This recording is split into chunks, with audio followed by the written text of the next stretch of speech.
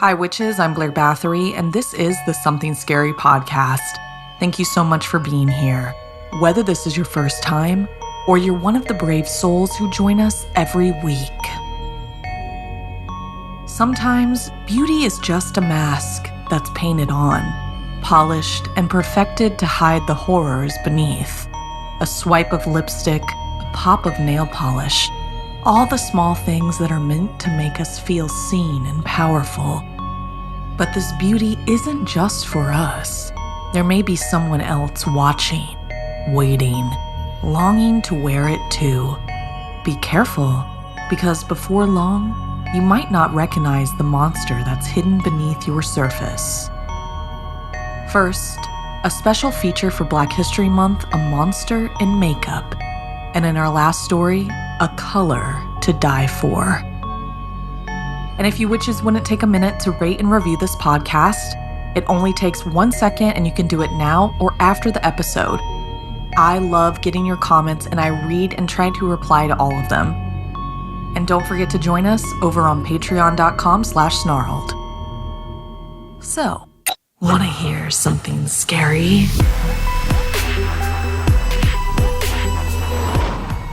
Glamour and Gore. Sometimes, trying to feel pretty can uncover something truly monstrous, like in this story featured for Black History Month, written by R.J. Joseph.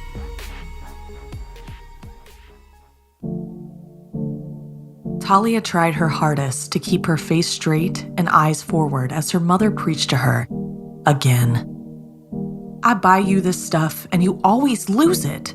Money just going down the drain for nothing. She put her hands on her hips. Lord knows I just want you to be more ladylike so folks will know you're a girl and not some thrown-away child.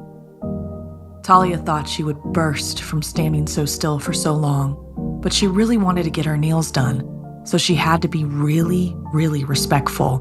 She started counting inside her head. Finally, her mother threw her hands up in the air. You know what? Fine.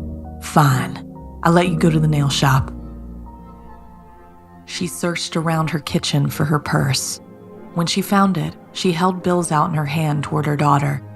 As the girl reached out for the money, her mother used her free hand to point and punctuate her warnings. Go straight there and come straight back. Tell them you only want the shellac on your natural nails. No powder or tips.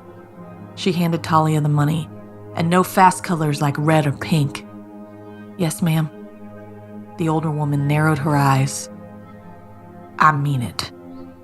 Yes, ma'am, Talia repeated. Thank you, she added empathetically, so her mother wouldn't take her respectfulness as ambivalence. She needed Mama to know she was super excited to get her nails done, and she appreciated that she was finally allowed to do it. Talia almost skipped to the corner nail shop, stopping only when she remembered 16-year-olds weren't supposed to skip like little kids. She settled, instead, on a brisk walk with her arms to her sides. The change in her gait wasn't enough to keep the old men on the opposite corner from whistling at her and trying to get her attention. She ignored them and didn't even get mad like she usually did. Her steps faltered as she instantly wondered if getting her nails done would make them bother her even more. She didn't have the curves most of her classmates had, and she still wore training bras a lot of times. She stayed dressed in ragged jeans and vintage rapper t-shirts, and she wore no makeup. She felt she was built like a 2x4, not too tall, and straight up and down front and back. None of that stopped those men. She hoped new polish wouldn't serve as an evolution of her status, an invitation for them to bother her even more. She didn't like to try pretty things for them, or even the boys at her school. Unlike the dirty old men in the neighborhood, the boys at school treated her like she was invisible. She was such a non-entity to them that she sometimes had to pinch herself to make sure she was real. She didn't want to try pretties for the other girls either. So many of them went overboard with the embellishments, wearing expensive designer clothing that Talia never even heard of. She thought it was cool that they wore makeup to school, and it got them the attention they said they wanted. Good for them, really. Talia wasn't there where they were. She just wanted to learn who she was and how she felt best. Sure, one day, She would probably want attention from somebody, but for the current time, she just wanted to feel good in her own skin, with whatever clothing and accessories she might want to add. As the manicurist worked to put on the prettiest shade of light blue Talia had ever seen, the girl thought about the stuff Mama was already fussing about. Talia had asked for a pastel turquoise, women's cut t-shirt she thought she might like. She put it on, and the color washed out her skin and made her bare face look sickly. The lace along the sleeves made the shirt look almost like a costume. She took the shirt and wadded it up, then placed it in the back corner of her closet, where her mother rarely went. The shirt wasn't what Mama was talking about, since she didn't realize Talia never wore it. She was talking about the satin hair bonnet Talia had begged for when she was sure it would help tame her kinkly, coily hair while she slept at night.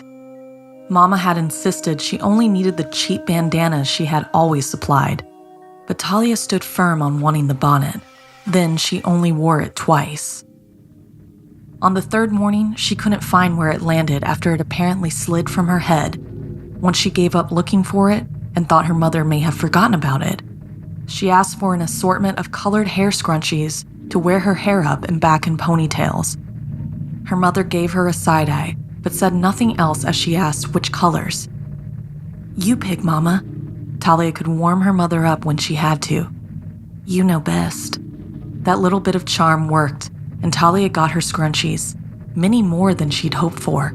They had come in all sorts of colors too, pastels, neons, jewel tones, metallic, and them being as vibrant as they were, they still quickly became invisible. They disappeared by the handful until Talia could only find a few of them. During the time she half-heartedly searched for them, she decided she actually didn't want to wear her thick hair up or back very often after all. Talia kept her promise to keep up the manicure, smiling every time she passed her mother in the house, and she stared to make sure the blue was still on.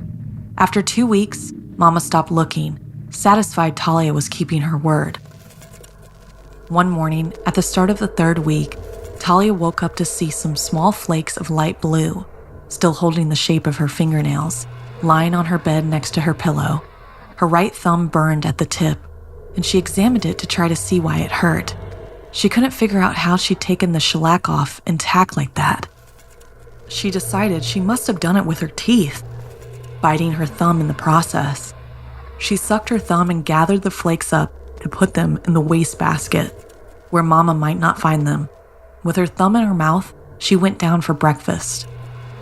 "Talia, why do you have your thumb in your mouth? You shouldn't eat that stuff." She noticed Talia's bare nails and sucked her teeth. Talia waited for the anger she was sure would come, and she waited longer. Finally, her mother sighed. "At least you kept them for 2 whole weeks. That's about as long as they're supposed to last anyway." Talia released the breath she had been holding. When her mother smiled, Talia offered a small one for her in return. "You'll have to wait till payday next week before you go get them done again." "Yes, ma'am. And stop chewing on that thumb so it won't be sore when you go back to the nail shop." "Yes, Mama." Talia ate her breakfast slowly, relishing the olive branch atmosphere her mother had offered. Talia's mood was still light when she went to bed that night. Despite her assurance that she'd have sweet dreams, she awoke sharply to the loud sound of rustling. She peered around her room in the darkness, trying to focus on where the noise came from. She fumbled for her phone and turned on the flashlight. When it landed in the corner next to her bed, she caught a flurry of movement. Standing next to the wastebasket was a small body that sort of reminded her of the pictures of raccoons she saw on television. But it was no raccoon. Its body was covered in scales, with tufts of hair breaking through the plates.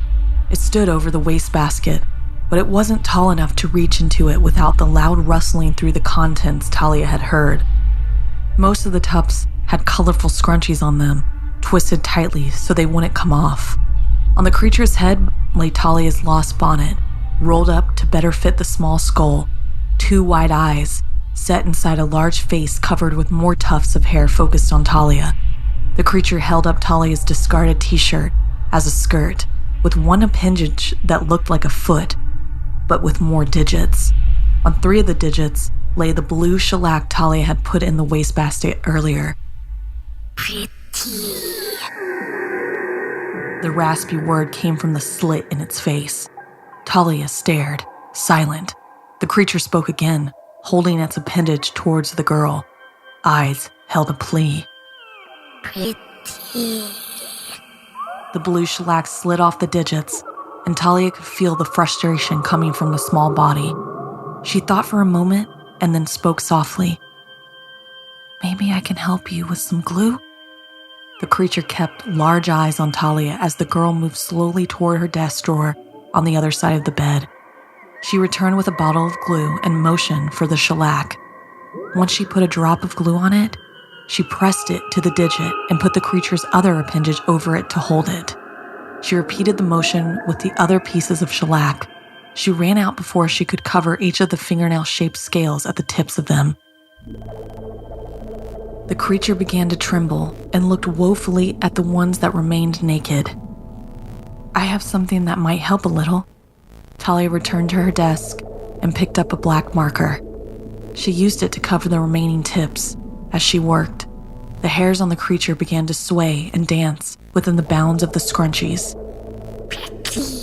Pretty. The creature crooned and danced with the new color. The t-shirt swirled around the floor like the fanciest ball gown. Talia raised her finger to her mouth with a shushing motion. Please don't wake my mama up. Pretty gazed at her and danced towards the closet. I can do an even better job tomorrow if you come back.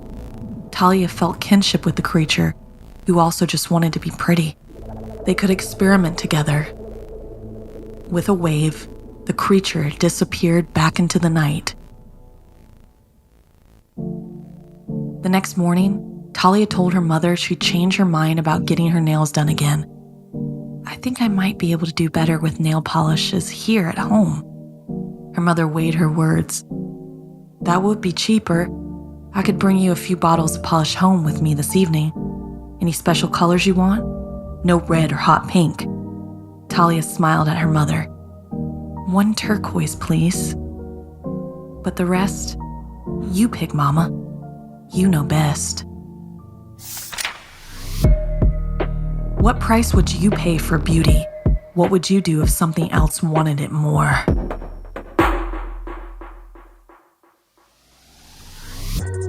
Hi Witches, I wanted to let you know about some new Patreon tiers that we now have. If you go to patreon.com and sign up now, you can get exclusive videos, Horror Film Club live meetings with me where we talk about horror movies every month, and horror movie writing sessions with our writers. Go to patreon.com to sign up now. Some gifts don't just steal your breath, they'll never give it back. Like in this story based on the urban legend inspired by Kira. The box was small, black, and tied with a perfect red ribbon. Eleanor found it on her desk when she arrived at work, nestled between her keyboard and a steaming cup of her usual vanilla latte. No note, no card, just the elegant package. Her first thought was that it had to be from Daniel. He had been trying, in his own desperate way, to win her back. He never accepted that she had moved on, that his betrayal had been unforgivable. A grand gesture like this fit his dramatic tendencies. With a sigh, she had untied the ribbon and lifted the lid. Inside lay a single tube of lipstick. It was exquisite, heavy, gold-cased, with an engraving so delicate she could barely make out the swirling letters. She rolled it between her fingers before twisting it open, revealing a deep crimson shade that gleamed in the dim office light, a color rich as blood. Despite herself, Eleanor smiled. She had always loved red lipstick. It made her feel powerful, untouchable, and after the week she'd had, she deserved to feel that way. By lunchtime, the mysterious gift had already slipped to the back of her mind. She was too caught up in emails, deadlines, and the endless buzz of office chatter. It wasn't until she was in the restroom, washing her hands, that she remembered. Why not? She twisted the tube open, applied a careful swipe, and admired the way it brightened her face instantly. It felt smooth, luxurious, perfect, a shade that made her look like she owned the world. When she returned to her desk, something was wrong. A heaviness settled in her limbs, slow at first, then unbearable. The computer screen blurred, her breath hitched. A creepy numbness spread from her lips down to her throat. She tried to stand, but her legs wouldn't listen. Her arms, limp at her sides, might as well have belonged to someone else. A rising panic strangled her thoughts. She reached out. Who? Anyone. But the words wouldn't form. Her vision darkened. The last thing she saw was the perfect tube of red lipstick rolling from her desk and onto the floor. Then, nothing. The police were baffled. Eleanor's death had been sudden, inexplicable. No heart condition, no history of seizures, no signs of struggle. The autopsy showed only one anomaly. Her lips, stained red, carried microscopic traces of an unknown toxin. Something potent enough to shut down her nervous system within minutes. By the time the news spread, the whispers had already begun. It's just like the others. This makes 3 this year. Someone's playing a sick game. Reporters were quick to latch onto the growing urban legend, the red lipstick killer, they called it. A shadowy figure leaving poison lipstick as gifts, targeting women who dared to wear confidence on their lips. Some said it was a jilted lover, others a woman scorned. Conspiracy theorists swore it was a corporate sabotage, a rival cosmetics brand ensuring their companies lost their most beautiful faces. No one knew the truth, but the deaths continued. Claire found the lipstick in her locker. At first, she thought it was just from Jamie. He knew she loved designer brands but could never afford them herself. The sight of the luxurious tube made her heart skip. What a thoughtful gift. She pressed a soft kiss of red to her lips before heading to her shift at the department store. Hours later, she collapsed between perfume counters, knocking over a display of delicate glass bottles. By the time help arrived, she was gone. Mira received hers on the eve of her big promotion. She had long suspected someone in the office resented her rise to success, but she had never cared. Let them whisper. She had worked for this, earned it. When she saw the box sitting in her office, she smirked, probably an olive branch from a defeated rival. The next morning, she was found slumped over her desk, lips perfectly painted, eyes frozen in a glassy stare. Then came the video. A grainy, low-quality clip surfaced online. A shadowed figure, hooded and faceless, standing over a vanity cluttered with half-used tubes of lipstick. They worked methodically, a gloved hand unscrewing one cap after another, dipping a tiny brush into a vial of something clear, painting it carefully onto each lipstick surface. No words, no explanation. The video ended with a single line of text, blood red against black. Beauty comes at a cost. Daniel stood at Eleanor's grave, a bouquet of white lilies trembling in his grasp. It had been months, and still he couldn't let go. He knew people thought he had sent the lipstick. The police had questioned him relentlessly, though they had no proof. He swore he had nothing to do with it, and yet guilt clung to him like a second skin. If he had just tried harder, if he had just made her listen, maybe she would still be alive. As he turned to leave, something caught his eye. A small black box rested against the tombstone, a red ribbon tied in a perfect bow. His blood ran cold. With shaky hands, he bent down, hesitating before lifting the lid. Inside, the familiar gold casing gleamed under the setting sun. A note lay tucked beside it, written in a looping script. She was only the beginning. Daniel stumbled back, heart hammering in his chest. He scanned the graveyard, searching for a shadow figure, anything. But the cemetery was empty, except in the distance. He swore he saw someone watching, a woman, lips painted the deepest shade of red, smiling. The next day, another package appeared, not on a desk, not in a locker, but on a doorstep, waiting, watching. A young college student named Lila found it before heading to her morning lecture. She ran her fingers over the delicate red ribbon, admiring the mystery of it all. Her roommate wanted her not to open it, but curiosity was a powerful thing. Later that night, Lila lay in her bed, unable to move.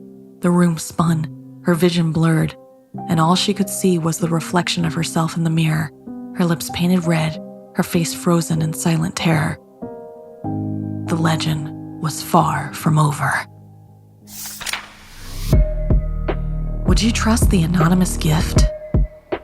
How many people do you think have already unknowingly applied their last swipe of lipstick?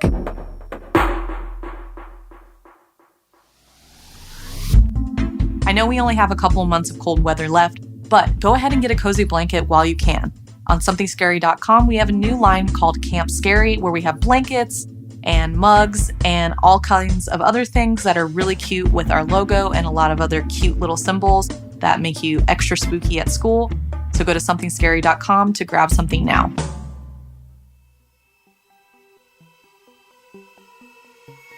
This week's podcast stories were edited by Sarah Lukasiewicz, narration by Blair Bathory, audio edited and mixed by Fitz Harris, additional audio editing by Calvin Linderman, produced by Anna Villalobos, executive produced by Gail Gilman, music by Sapphire Sindalo and Calvin Linderman.